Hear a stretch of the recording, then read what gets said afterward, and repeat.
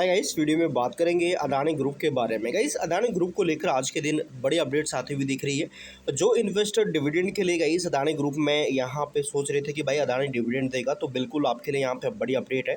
जल्दी record date आने वाली है, यानी कि आने वाले 2-3 दिन में कुछ रिकॉर्ड डेट यहाँ पे रहेगी, जिसमें अगर उस दिन तक गाइस कंपनियों के इक्विटीज आपके पास होते हैं तो आप डिविडेंड के लिए पात्र रहेंगे। कुछ ऐसे अपडेट्स है।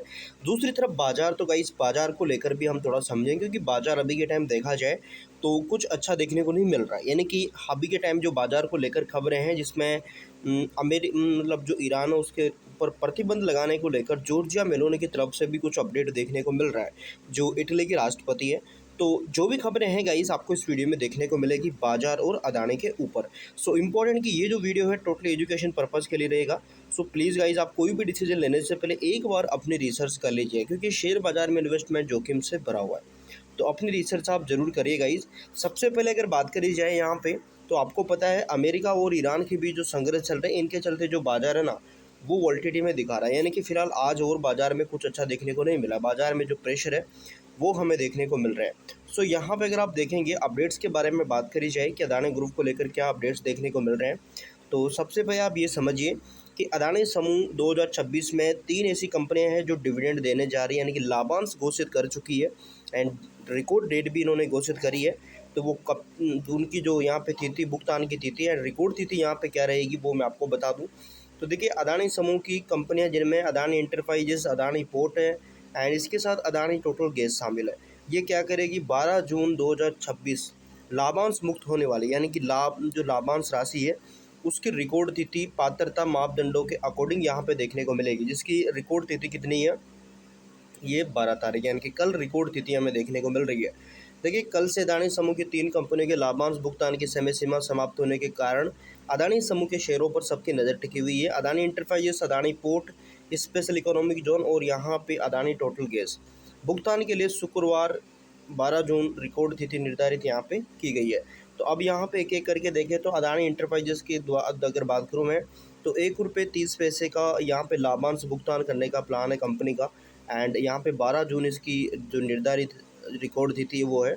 एंड जो लाभार्थी है उक्त राशि का भुगतान लगभग मंगलवार 30 जून 2026 तक कंपनी यहाँ पे जो डिविडेंड है वो पे आउट कर सकती है। इसके बाद अगर देखा जाए अडानी पोर्ट के बारे में बात करूँ, तो प्रति शेयर ₹7.50 का लाभांश भुगतान कंपनी कर सकती है। इस समूह की बंदरगाह की और विशेष आर्थिक क्षेत्र की कंपनी वित्त वर्ष 26 के लिए ₹2 अंकित मूल्य के शेयरों पर ₹7.5 प्रति शेयर का लाभांश घोषित किया है, जो कि शेयरधारकों के स्वीकृति के अधीन है। इसके लिए रिकॉर्ड तिथि की बात करें तो वो शुक्रवार है।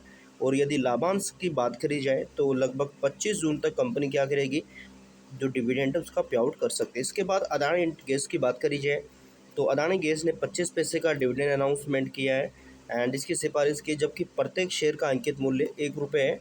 और कंपनी कल अपने रिकॉर्ड की जांच करके लाभांश पात्र शेयरधारकों को निर्धारित यहाँ पे करेगी। तो इस तरीके से डिविडेंड को लेकर खबरें हैं। इसके बाद देखा जाए तो सूत्रों के मुताबिक रिलायंस, वेदांता और अडानी ये गाइस क्या करेंगे, पृथ्वी के दुर्लभ धातुओं पर चीन की जो निर्भरता है ना भारत की, उसको कम करने में यहाँ पे मदद कर रहे हैं, यानी कि यहाँ पे ये काम कर रहे हैं। देखिए, आंध्र प्रदेश राज्य के यहाँ पे टाइटेनियम और दुर्बल पृथ्वी धातुओं के 3 क्लस्टर बनाने की योजना बना रहे हैं।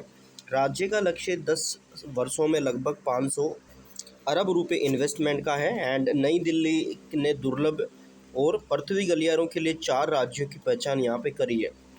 देखिए, मामले की जानकारी रखने वाले 2 सूत्रों के अनुसार भारतीय औद्योगिक समूह रिलायंस, वेदांता, अडानी ने आंध्र प्रदेश राज्य से तेजी से महत्वपूर्ण होते जा रहे राज्य के दुर्लभ और पृथ्वी के महत्वपूर्ण भंडार को यहाँ पे संसाधित करने के लिए सुविधाएं विकसित करने में रुचि दिखाई है। एंड सूत्रों से इस बताया गई नई दिल्ली दुर्लभ खनिजों के लिए चीन पर जो निर्भरता है उसको कम करने पर काम कर रही है, कोशिश कर रहा है। ऐसे में 3 कंपनियां उन लगभग 10 कंपनियों में शामिल है जिन्होंने दक्षिणी राज्य में दुर्लभ खनिज संयंत्र स्थापित करने में रुचि व्यक्त करी है यहाँ पे। तो ये एक बड़ी अपडेट है।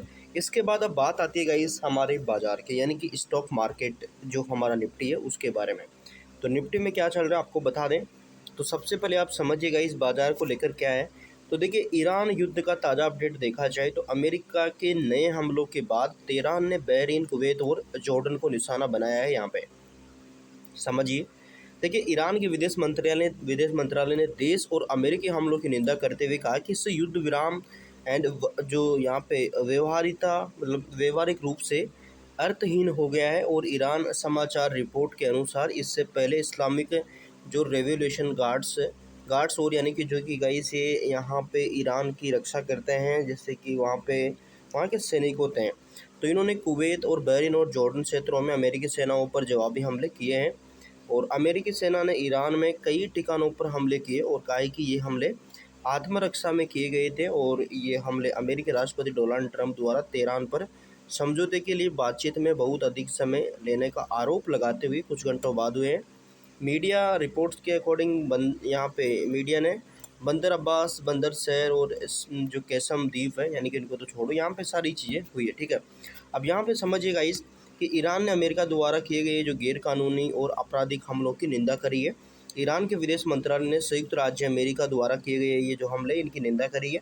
मंत्रालय ने एक बयान में कहा है कि संयुक्त राज्य अमेरिका द्वारा हाल ही के घंटों में जो किए गए यहाँ गैरकानूनी हमले हैं, वो न केवल संयुक्त राष्ट्र चार्टर और जो यहाँ पे संप्रभुता और क्षेत्रीय अखंडता के सम्मान के संबंधित कानून के मूलभूत सिद्धांतों का उल्लंघन करते हैं। इसके बाद देखा जाए तो अमेरिका विदेश मंत्रालय का कहना है कि ईरान पर अमेरिकी हमलों ने युद्ध विराम को बेकार कर दिया है यहाँ पे।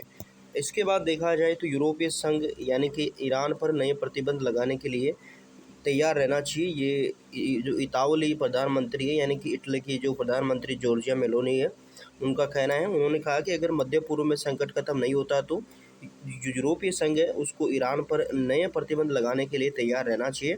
संसद में मेलोनी ने कहा कि अगर तेहरान गलत रास्ते पर चलता रहा तो यूरोपीय संघ को नए लक्षित उपायों के माध्यम से दबाव डालने की तैयारी करनी चाहिए। राइटर्स के अकॉर्डिंग यहाँ पे देखा जाए तो दक्षिणी पंथी सुरक्षा मंत्री इतामार बैन जो यहाँ पे गवीर की इटली के बारे में की गई टिप्पणियों की भी आलोचना की है। उन्हें इटली के लिए यहाँ पे अस्वीकार्य और इजराइल के लिए भी अशोभनीय बताया है यहाँ पे।